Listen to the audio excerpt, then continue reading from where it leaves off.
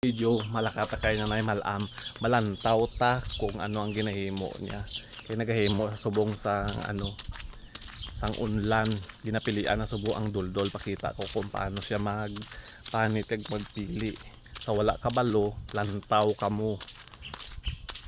Amo ni ang duldol nga ginabulad,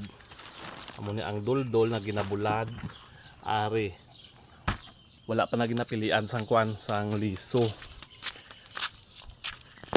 Ari ginapilian niya na subong amo ni sinanay malam ang obra niya nagapamili sang liso ka duldol kay himuon niya sang unlan kay mas nami abi ni muon unlan kay mahumo kag dugay na hindi mo na kailangan labhan ay bulad-bulad lang sa init islan mo lang punda okay na kag dugay maguba ang duldol mas nami ang duldol kay amo gining originalya kaysa sa mga ginabaligya. Mas okay gining duldol ya o aryonan. Amo na ginapilian niya ang liso kay kung hindi pagpilion ang liso masakit man sa ulo. Amo na nga kailangan pilian gid para nami ang paghigda mo. Kay kung di mo pagpilian tingala kan lang nga dugas rakit dari ang imo kay ang iya nga liso naga matiga. Te amo lang na balaan nyo na kung ano ang duldol.